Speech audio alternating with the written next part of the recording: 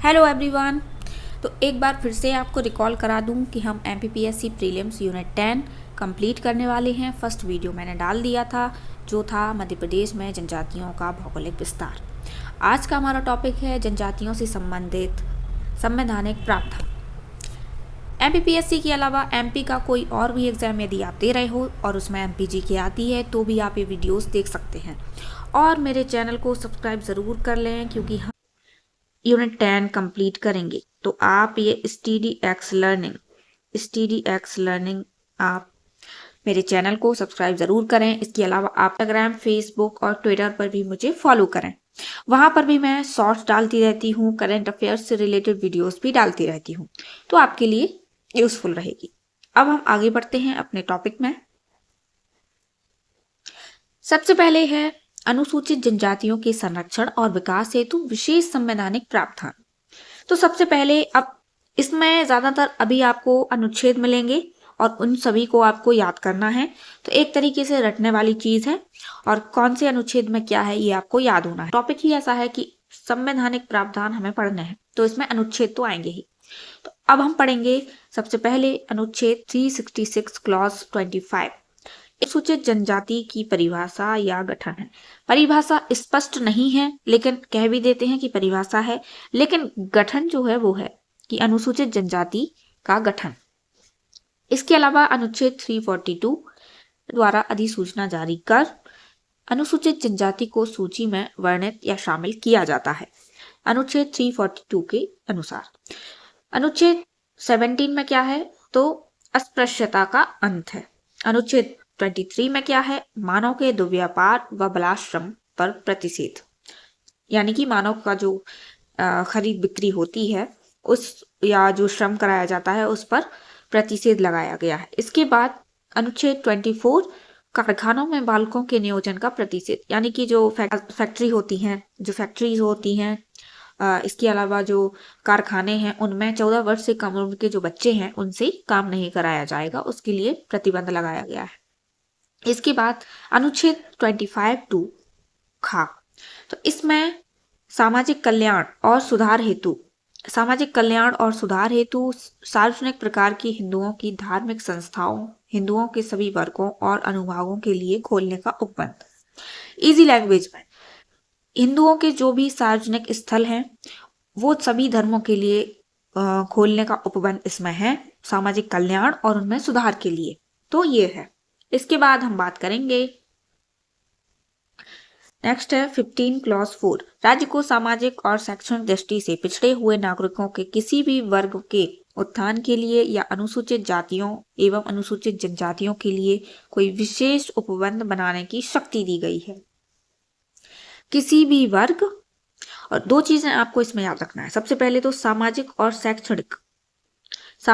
शैक्षणिक के लिए किसी भी वर्ग के नागरिक हो सकते हैं या तो फिर अनुसूचित जाति और अनुसूचित जनजाति के मेंबर्स हो सकते हैं, नागरिक हो सकते हैं, तो उनके लिए विशेष उपबंध बनाने की शक्ति है इसमें। इसके बाद अनुच्छेद 29, इसमें भारत के किसी भी भाग में रहने वाले नागरिकों के किसी भी अनुभाग को अपनी बोली, भाषा, लिपि, संस्कृति को सुरक्षित रखने का अधिकार है। अनुच्छेद 46, इसमें अनुसूचित जातियों, अनुसूचित जनजातियों और अन्य दुर्बल वर्गों के शिक्षा और अर्थ संबंधी हितों की अभिवृद्धि। ऊपर यहाँ सामाजिक और शैक्षणिक था और यहाँ पर शिक्षा और अर्थ है, ये आपको याद रखना है, कंफ्यूज हो सकते हैं। तो वो 15 क्लॉज 4 था और ये 46 है। इसके बाद अनुच्छेद 350 क्लॉज का, तो प्राथमिक स्तर पर मातृभाषा में शिक्षा की सुविधाएं। प्राथमिक स्तर पर जो उनकी मातृभाषा है उसमें शिक्षा प्रदान की जाएगी। इसके बाद अनुच्छेद 244 अनुसूचित क्षेत्रों और जनजातीय क्षेत्रों का प्रशासन। इसके बाद 244 क्लॉज 1 में क्या है, तो इसमें पांचवी अनुसूची, जो हमारी 12 अनुसूचियां हैं उसमें से जो पांचवी अनुसूची है उसके उपबंध असम, मेघालय, त्रिपुरा और मिजोरम को छोड़कर किसी भी राज्य में अनुसूचित क्षेत्रों और अनुसूचित जनजातियों के प्रशासन और नियंत्रण से संबंधित है। यानी कि पांचवी अनुसूची में ये राज्य हैं असम, मेघालय, त्रिपुरा, मिजोरम, इनको छोड़ करके जितने भी अनुसूचित क्षेत्र हैं तो उनके नियंत्रण से संबंधित है, उनके प्रशासन और नियंत्रण से संबंधित है। और वो राज्य कौन कौन से हैं? टोटल 10 राज्य हैं, जिसमें से पहले है आंध्र प्रदेश, तेलंगाना, झारखंड, गुजरात, हिमाचल प्रदेश, मध्य प्रदेश, छत्तीसगढ़, महाराष्ट्र, उड़ीसा और राजस्थान। तो ये राज्य आपको याद रखने हैं। अब हम आगे बढ़ते हैं। नेक्स्ट अनुच्छेद है अनुच्छेद 244 क्लॉज 2, छठी अनुसूची। अभी हमने पांचवी अनुसूची के बारे में देखा था कि उसको छोड़ करके पांचवी अनुसूची में जो राज्य हैं उनको छोड़ करके, और इसमें क्या है, छठी अनुसूची के उपबंध असम, त्रिपुरा, मिजोरम के, इसके अलावा एक राज्य और है, यहाँ छूट गया है शायद, मेघालय। तो असम, त्रिपुरा, मेघालय, मिजोरम के जनजातीय क्षेत्र के प्रशासन के लिए लागू होंगे, यानी कि जो राज्य वहां पर छोड़ दिए थे वो यहाँ पर शामिल होंगे, तो उनके प्रशासन से संबंधित है, इन्हीं के प्रशासन के लिए लागू होंगे। यानी कि छठी अनुसूची के उपबंध असम, त्रिपुरा, मेघालय, मिजोरम के जनजातीय क्षेत्र के प्रशासन के लिए लागू होंगे। इसके बाद अनुच्छेद 275, संविधान की 5वीं और 6वीं अनुसूचियों के अधीन आवृत्त विशेषकृत राज्यों को अनुदान सहायता, यानी कि जो भी 5वीं और 6वीं अनुसूची के अंतर्गत जो भी राज्य हैं, जो क्षेत्र हैं, उनको अनुदान सहायता दी जाएगी। इसके बाद अनुच्छेद 16(4) का SC/ST हेतु आरक्षण है। इसमें अनुच्छेद 16(4) का बैकलॉग व्यवस्था, जो बैकलॉग से रिलेटेड जो पद आते हैं उनमें उनकी व्यवस्था है। इसके बाद अनुच्छेद 335 संघ व राज्य के अधीन सेवाओं में जनजातियों को आरक्षण। इसके बाद अनुच्छेद 164(1) मध्य प्रदेश, छत्तीसगढ़, झारखंड और उड़ीसा राज्यों में जनजातियों के कल्याण हेतु पृथक जनजाति मंत्रालय बनाया जाएगा, ऐसा है। इसके बाद अनुच्छेद 330 बहुत ही इंपॉर्टेंट है ये, लोकसभा में अनुसूचित जाति और अनुसूचित जनजातियों के लिए सीटों का आरक्षण। तो ये बहुत इंपॉर्टेंट है, आपको याद रखना है कि लोकसभा में SC/ST के लिए आरक्षण किस अनुच्छेद में है, तो 330 या 330 में है। इसके बाद अनुच्छेद 332, और ये अनुच्छेद अभी जो प्रीलिम्स हुआ था 2025 वाला, उसमें पूछा गया था, आपको याद होगा यदि आपने पेपर दिया होगा तो विधानसभा में अनुसूचित जाति जनजातियों के लिए सीटों का आरक्षण किस अनुच्छेद में है, तो अनुच्छेद 332 में है। यही क्वेश्चन अभी पूछा गया था। अब आगे बढ़ते हैं हम। नेक्स्ट अनुच्छेद है अनुच्छेद 334 लोकसभा और विधानसभा में SC/ST के स्थानों का आरक्षण। इसके बाद 243D पंचायतों में SC और ST हेतु सीटों का आरक्षण। ये पॉलिटी में दिया हुआ है स्थानीय स्वशासन, तो उसके अंतर्गत पंचायत, नगर पालिकाएं आ जाती हैं। तो पंचायत में SC/ST के लिए सीटों का आरक्षण कौन से अनुच्छेद में है, 243D या घ। इसके बाद नगर पालिकाओं में SC/ST हेतु आरक्षण कहाँ है, तो 243 ना या T। नेक्स्ट हम बात करें 371 पूर्वोत्तर राज्यों जैसे नागालैंड, असम, मणिपुर, सिक्किम, मिजोरम, अरुणाचल प्रदेश से संबंधित विशेष प्रावधान है। तो अभी जैसे मैंने यहाँ का लिखा है, तो नागालैंड से संबंधित प्रावधान कहाँ होंगे, तो 371, ऐसे 371 का में होंगे, 371 का में होंगे। इसके बाद यदि मणिपुर की बात करें तो गा में होंगे। तो आपको ये अनुच्छेद याद रखना है, 371 का नागालैंड के लिए, 371 खा असम के लिए, 371 गा मणिपुर के लिए, ऐसे है ये। इसके बाद हम बात करें अनुच्छेद 338 का अनुसूचित जनजातियों के लिए राष्ट्रीय आयोग है, इसमें यह भी इंपॉर्टेंट अनुच्छेद है। इसके बाद 339 अनुसूचित क्षेत्र के प्रशासन और अनुसूचित जनजातियों के कल्याण के बारे में संघ का नियंत्रण होगा। तो ये देख लिए। अब हम आगे बढ़ते हैं। इतने अनुच्छेद आपको याद रखना है, और जिन पर मैंने ये बोला है कि बहुत ज़रूरी है, देखिए अभी जो प्रीलिम्स हुआ था उसमें पूछ लिया गया है, क्योंकि स्थानीय स्वशासन पॉलिटी में भी है और ये यूनिट 10 में भी इससे भी संबंधित है, तो 2-3 जगह है। तो आपको ऐसे अनुच्छेद करने ही करने हैं। तो जो मैंने इंपोर्टेंट बताया वो तो करने ही है, बाकी भी आपको याद होने चाहिए। अब ये बहुत ही इंपॉर्टेंट टॉपिक है ये, पंचायत उपवन अधिनियम पैसा एक्ट। पैसा एक्ट आपको पता होगा, अभी लागू किया गया एमपी में 2022 में, तो ये पैसा एक्ट है। पैसा एक्ट वर्ष 1996 में पंचायती राज से संबंधित संविधान के भाग 9 के प्रावधानों को अनुसूचित क्षेत्रों में विस्तारित करने के लिए अधिनियमित किया गया। यह अधिनियम अनुसूचित क्षेत्रों में प्राकृतिक संसाधनों के संबंध में ग्राम सभा को निर्णय लेने में सशक्त करता है। किसको? ग्राम सभा को। जो भी अनुसूचित क्षेत्र है वहां पर प्राकृतिक संसाधन है, वहां पे जो उसके संबंध में ग्राम सभा को निर्णय लेने में सशक्त करता है। इसके बाद भूरिया समिति, यह समिति बहुत इंपॉर्टेंट है, आप टेस्ट सीरीज लगाएंगे और एग्जाम के लिए भी इंपॉर्टेंट है। तो भूरिया समिति की सिफारिश के आधार पर यह अधिनियम 24 दिसंबर 1996 को लागू हुआ। यह डेट भी आपको याद रखनी है। इसके बाद मध्य प्रदेश में यह अधिनियम कब अधिसूचित किया गया?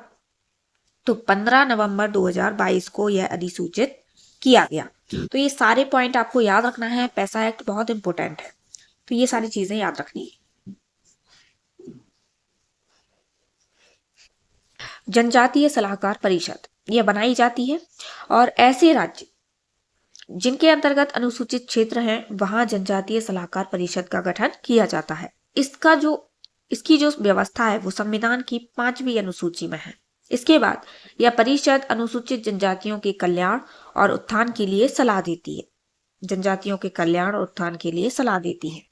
इसमें कुल 20 सदस्य होते हैं। ये पॉइंट आपको जरूर याद रखना है। इसमें 20 सदस्य होते हैं, जिनमें से 3/4 सदस्य राज्य विधानसभा में अनुसूचित जनजातियों के प्रतिनिधि होते हैं।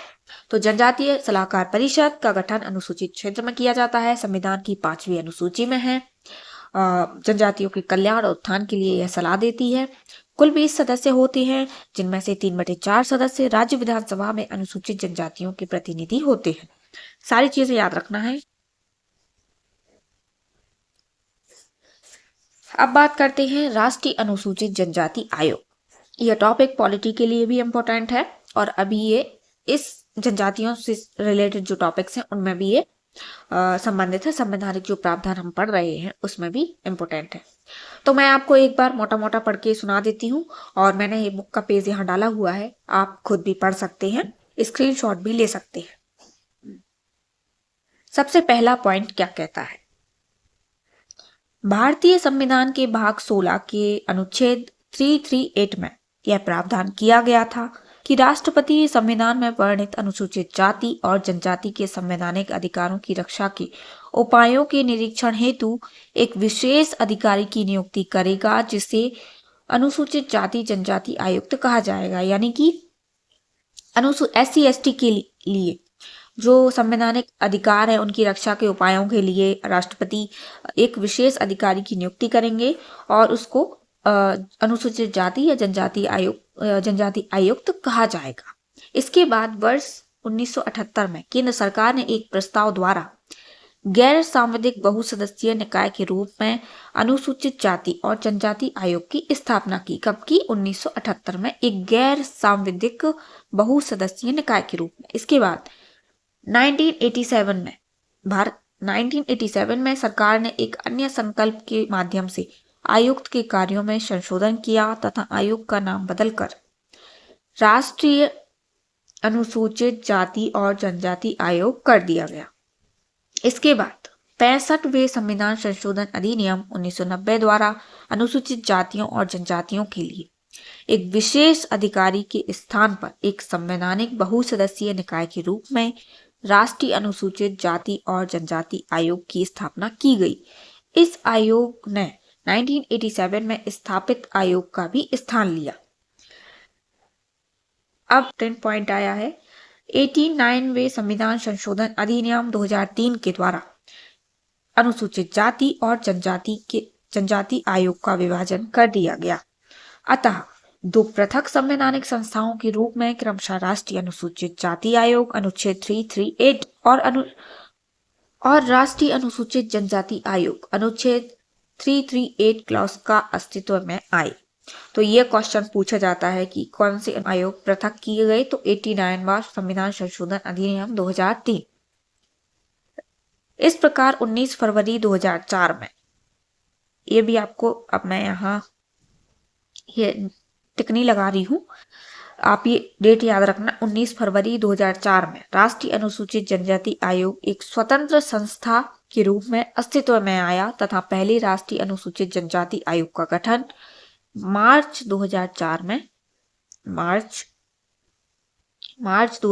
में किया गया। तो ये दोनों डेट आपको याद रखनी है। इसके बाद राष्ट्रीय अनुसूचित जनजाति आयोग एक स्वतंत्र संवैधानिक निकाय है। इसके बाद राष्ट्रीय अनुसूचित जनजाति आयोग एक बहुसदस्यीय निकाय है। आयोग में एक अध्यक्ष, एक उपाध्यक्ष व 3 अन्य सदस्य होते हैं। ये पॉइंट आपको याद रखना है कि आयोग में एक अध्यक्ष रहेगा, इसके अलावा एक उपाध्यक्ष रहेगा प्लस 3 अन्य सदस्य रहेंगे। तो टोटल कितने हैं? 5 हैं। एक अध्यक्ष, एक उपाध्यक्ष और 3 अन्य सदस्य होते हैं। इसके बाद आयोग के अध्यक्ष उपाध्यक्ष सदस्यों की सेवा शर्तें और पदावधि वही होती है जो राष्ट्रपति नियम द्वारा निर्धारित करते हैं, यानी कि राष्ट्रपति निर्धारित करेंगे। इसके बाद आयोग का अध्यक्ष सदैव अनुसूचित जनजाति का होगा जो प्रसिद्ध राजनीतिक और सामाजिक कार्यकर्ता होगा तथा उपाध्यक्ष एवं अन्य सदस्यों में से कम 2 व्यक्ति अनुसूचित जनजाति से संबंधित होंगे, यानी कि जो अध्यक्ष रहेगा वो SC ST का ही रहेगा हमेशा। इसके अलावा ये जो 4 हैं, यानी कि एक उपाध्यक्ष और 3 अन्य सदस्य, तो इनमें से 2 कम से कम ST से संबंधित ही होंगे, 2 व्यक्ति। इसके बाद आयोग के अध्यक्ष और सदस्यों का कार्यकाल, दोनों का, अध्यक्ष का और सदस्यों का, दोनों का कार्यकाल 3 वर्ष का होता है तथा इन्हें दोबारा अपने पद पर नियुक्त किया जा सकता है, परंतु 2 बार से ज्यादा नहीं। तो ये पॉइंट भी आपको याद रखना है। इसके अलावा राष्ट्रपति आयोग के अध्यक्ष उपाध्यक्ष सदस्यों को साबित कदाचार और दुर्व्यवहार के आधार पर पद से हटा सकते हैं। ऐसे मामलों में राष्ट्रपति को यह मामला जांच के लिए उच्चतम न्यायालय में भेजना होता है। उच्चतम न्यायालय द्वारा अनुच्छेद 145 के अधीन इस प्रयोजन के लिए निर्धारित प्रक्रिया के अनुसार जांच की जाती है। संविधान के इस उपबंध के अनुसार उच्चतम न्यायालय द्वारा इस मामले में दी गई सलाह राष्ट्रपति के लिए बाध्य है। उच्चतम न्यायालय द्वारा की जाने वाली जांच के दौरान ही राष्ट्रपति अध्यक्ष और दूसरे सदस्यों को निलंबित कर सकते हैं, परंतु आयोग के अध्यक्ष या सदस्य को तब तक पद से नहीं हटाया जा सकता जब तक कि उसे सुनवाई का अवसर प्रदान न किया जा सके। तो ये पॉइंट भी आपको याद रखना है। ये पॉलिटी में जो आयोग है उनसे भी रिलेटेड है और आपका ये संवैधानिक प्रावधान के भी अंतर्गत है। तो 2 जगह है, इसलिए आपको याद रखना है।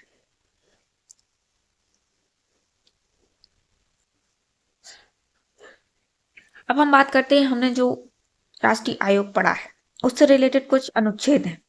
तो सबसे पहले राष्ट्रीय अनुसूचित जनजाति आयोग का प्रावधान किस अनुच्छेद में है? तो अनुच्छेद 338 क्लॉज का। इसके बाद आयोग का गठन किस में है? अनुच्छेद 338 क्लॉज का 1। इसके बाद आयोग में एक अध्यक्ष, एक उपाध्यक्ष व 3 अन्य सदस्य होंगे।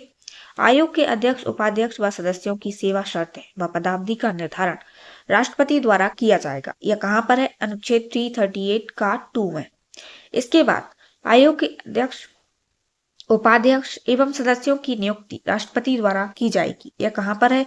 तो अनुच्छेद 338 का 3 में है। आयोग को अपनी प्रक्रिया स्वयं विनियमित करने की शक्ति है। 338 का 4 में है। आयोग के कार्य या कर्तव्य अनुच्छेद 338 का 5 में है। आयोग अपनी रिपोर्ट राष्ट्रपति को सौंपेगा। 338 का 5 घ में। राष्ट्रपति आयोग की रिपोर्ट को संसद के प्रत्येक सदन में रखवाएगा। अनुच्छेद 338 का 6 में है। राष्ट्रपति आयोग की रिपोर्ट को संबंधित राज्य के राज्यपाल को सौंपेगा। राष्ट्रपति आयोग की रिपोर्ट को संबंधित राज्य के राज्यपाल को सौंपेगा। 338 का 7। आयोग को किसी कृत्य को करते समय सिविल न्यायालय की समान शक्तियां प्राप्त होंगी। 338 का 8। तो ये सारे अनुच्छेद आपको याद रखना है। अनुच्छेद याद करने का तरीका यही है कि आप सबसे पहले, मैंने जैसे ये पेज डाला हुआ है तो आप इसे स्क्रीनशॉट ले लें और अपने हाथों से लिखें, कॉपी में नोट करें। और आगे चल के मैं इस वीडियो में नहीं, नेक्स्ट वीडियो में आपको ये भी बताऊंगी कि आपको जनजाति के नोट्स कैसे बनाना है। ऐसे नहीं लिखना है कि सीधे भर भर के लिखते गए, बुक नहीं छापनी है। तो मैं आपको अपने नोट्स दिखाऊंगी कि आपको कैसे नोट्स बनाने हैं। तो उसी के तरीके से आप बनाएंगे। अब नेक्स्ट वीडियो में मैं आपको बता दूंगी कि कैसे आपको नोट्स बनाने हैं। तो फिलहाल आप ये याद कर लेना, स्क्रीनशॉट ले लेना और इसको लिख करके याद कर लेना। तो आपका एक आयोग का भी एक जो मध्य प्रदेश राष्ट्रीय आयोग वो भी आपका कंप्लीट हो जाएगा। मध्य प्रदेश राज्य, अभी हमने राष्ट्रीय आयोग पढ़ा, अब है मध्य प्रदेश राज्य अनुसूचित जनजाति आयोग। तो देखिए यह एक सांविधिक निकाय है, इसका मुख्यालय भोपाल में है। मध्य प्रदेश राज्य अनुसूचित जनजाति अधिनियम 1995 के तहत इस आयोग का गठन किया गया। तो ये आपको याद रखना है किसके तहत किया गया। गठन हेतु 24 मई 1995 को राज्यपाल से अनुमति प्राप्त हुई तथा 29 जून 1995 को इसकी स्थापना की गई। आयोग एक बहुसदस्यीय निकाय है। आयोग में कुल 3 अशासकीय सदस्य होते हैं। आयोग में अशासकीय सदस्य कितने हैं? 3। इसके बाद एक अध्यक्ष, 2 सदस्य होते हैं, 1+2। इसमें एक अध्यक्ष प्लस 2 सदस्य, एक अध्यक्ष प्लस 2 सदस्य होते हैं। आयोग में एक सचिव भी होता है। इसके बाद मध्य प्रदेश जनजाति विकास आयोग के आयुक्त आयोग के पदेन सदस्य होते हैं, यानी कि जो आयुक्त रहेंगे वो आयोग के पदेन सदस्य रहते हैं। आयोग में कम से कम 2 सदस्य अनुसूचित जनजाति के होना अनिवार्य है। कम से कम 2 सदस्य एसटी के होना अनिवार्य है। इसके बाद आयोग के अध्यक्ष तथा सदस्यों की नियुक्ति राज्य सरकार द्वारा की जाती है। आयोग के अध्यक्ष और सदस्यों का कार्यकाल 3 वर्षों का होता है। तो ये मैंने जो पिछला पेज दिखाया और अभी, ये बहुत इंपॉर्टेंट है, आप नोट ले लेना और कॉपी में नोट कर लेना।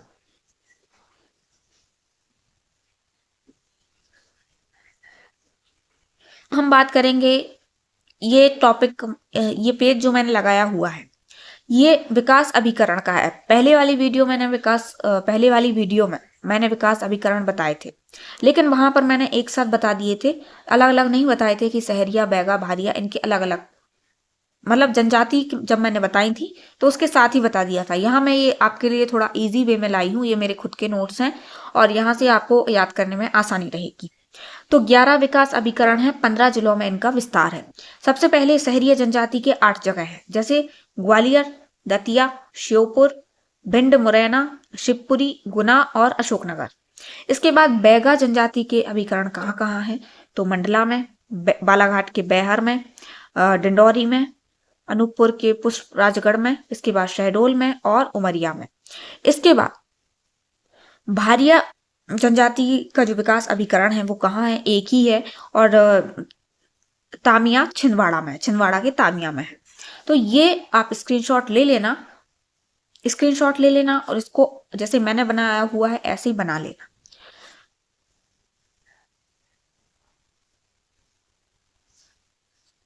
तो आज हमने बात करी जनजातियों से संबंधित संवैधानिक प्रावधान। वीडियो को पूरा देखना, कुछ भी स्किप नहीं करना और जो मैंने पेज लगाए हुए हैं स्क्रीनशॉट ले लेना। इसके अलावा वैसे भी मैं स्लाइड से पढ़ा रही हूँ तो आप स्क्रीनशॉट किसी भी चीज़ के ले सकते हैं।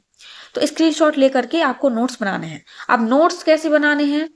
नोट्स के लिए मैं आपको अभी मैंने यहाँ पर अपने नोट्स का एक पेज लगाया है, लेकिन वो सिर्फ एक टेबल फॉर्म में है। तो नोट्स आपको जनजातियों के कैसे बनाने चाहिए वो मैं बताऊंगी आपको। मैं अपने खुद नोट्स यहाँ आपको, जैसे ये पेज मैंने लगाए हैं, अपने खुद नोट्स लगा के लाऊंगी और आपको समझाऊंगी कि कैसे नोट्स आपको बनाना है। तो अभी आप ये स्क्रीनशॉट लेके रख लेना, थोड़ा पढ़ लेना और क्वेश्चन देखना कि ऐसे आ रहे हैं या नहीं, जो मैंने बताया है इसमें से क्वेश्चन आ रहे हैं या नहीं।